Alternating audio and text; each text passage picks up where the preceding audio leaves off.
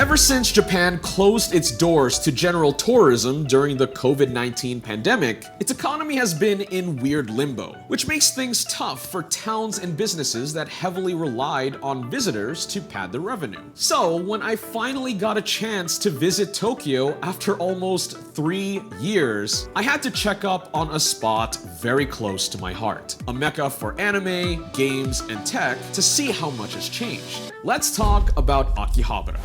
This video is a change of pace from what I normally do here on Denki channel, but I've always wanted to do a piece touching on the history of Akihabara. Not just because I love making storytime videos or throwing bits of anime culture here and there, but rather because this place is pretty special to the channel. Denki is derived from DENKI-gai, or Electric Town, a nickname that was left from Akihabara's interesting past. But we'll get there in just a moment. Having spent the last 10 years of my life indulging in a stupid amount of anime, I always feel this mix of comfort and excitement whenever I visit Akiba. Busy sidewalks, bright advertisements, and catchy anime theme songs playing at full blast might overload your senses. But for me personally, the overall vibe is weirdly chill on top of the chaos. And that's because in Akiba, I'm surrounded by my own kind. No need to suppress my hobbies or explain what anything is. In that sense, it kind of feels like home. This is a huge reason why weebs from all around the world make the pilgrimage to see Akiba for themselves. Or at least when the country was open to tourism. Tourism. Got a little New York on that one.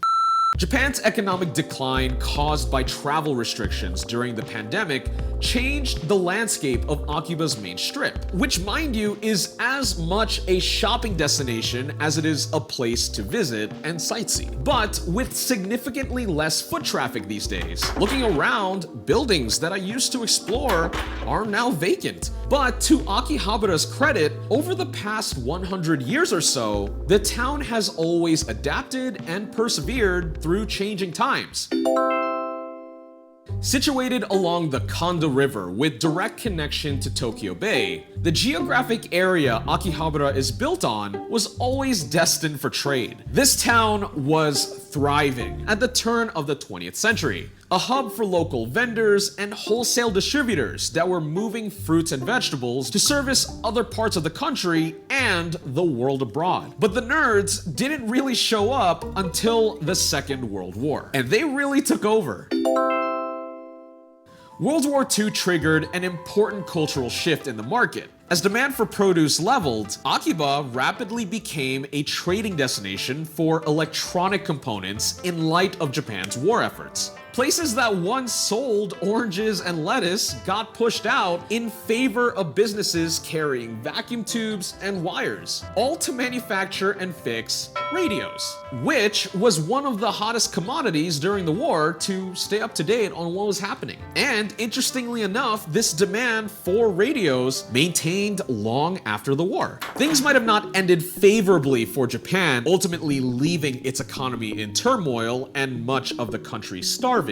However, radio broadcasts held strong as a popular form of entertainment that unified the country at a time when luxuries were scarce. Additionally, for a bit of perspective, Japanese engineers that spent years focusing on the war were now trying to figure out what to do with their lives now that it had ended. Many of them found that they could make a living working on radios and help their country emotionally recover and rebuild by boosting morale through the radios that they built.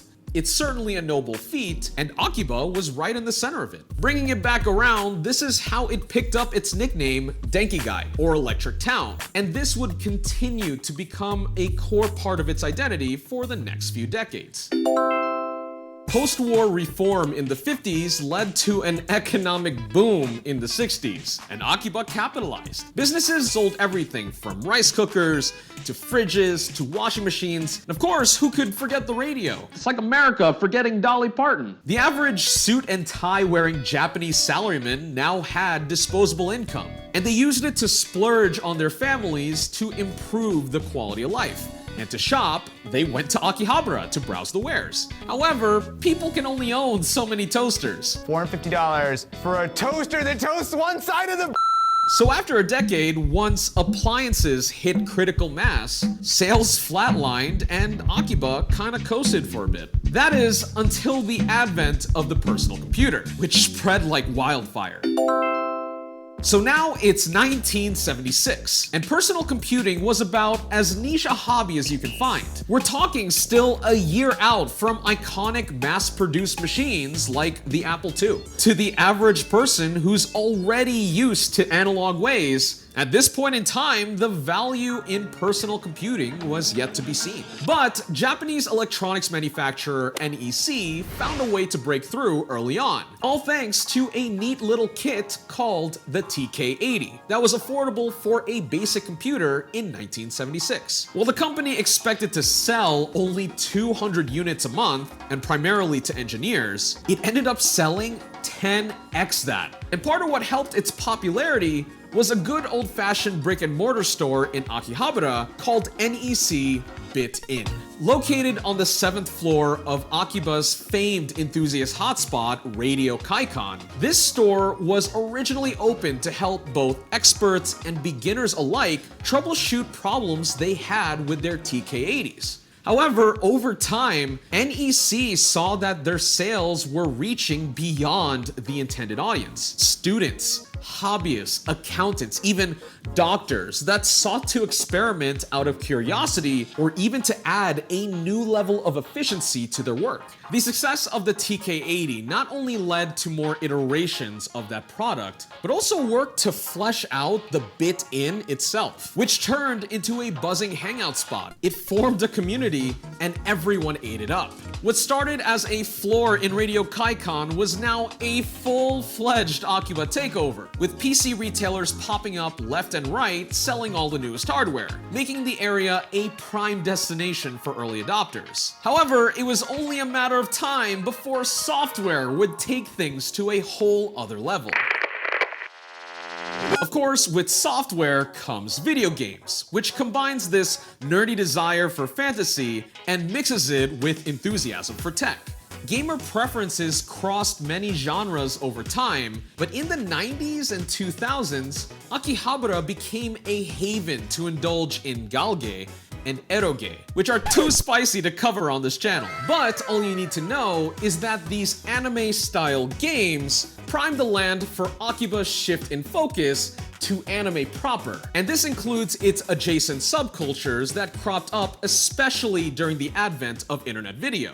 Anime saw a surge in popularity going into the 2010s, turning Akihabara into the culture hub it's known for today. Though, I don't think it's crazy to think that Akiba might have had a hand in anime's increased popularity. It's hard to put into words, but Akihabara influences anime almost as much as it is influenced by anime itself.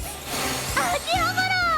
You can eat at a themed cafe, play in its arcades, check out seasonal exhibits, buy stuff from its stores, or simply just hang out and loiter with your closest friends. But from a romantic perspective, some of the most popular franchises around are produced by fans who turned professional one way or another. The way Akiba is a center for anime and immerses people in the ecosystem, more often than not can inspire and encourage fans to utilize their creativity to maybe one day see their work on the billboards or on store shelves. In the present, sure, Akihabara might continue to evolve, but I don't think it will ever completely lose its identity. Like rings inside of a tree, the town continues to hold onto remnants of its former self. In the limited time I had to explore, I prioritized visiting places I took for granted prior to the pandemic. And so, I set my sights on what's left of Akihabara's DENKI-gai. Yeah, it's still there. Look past all the fresh billboards and anime stores, and you can still find electronics hobby shops selling appliance parts, computer components, endless varieties of buttons, switches, LEDs, wires, and of course, throwbacks like radios, or I guess really a lot of stereos. The Japanese really love their audio. You can even find obscure stuff like this speaker that was sourced from a vintage Ferrari. If you're a tech enthusiast, anime fan, gamer, or some combination of the three, I highly recommend making a point to visit Akiba if you ever find yourself in Tokyo. There's really no place like it, and if you do go, welcome home.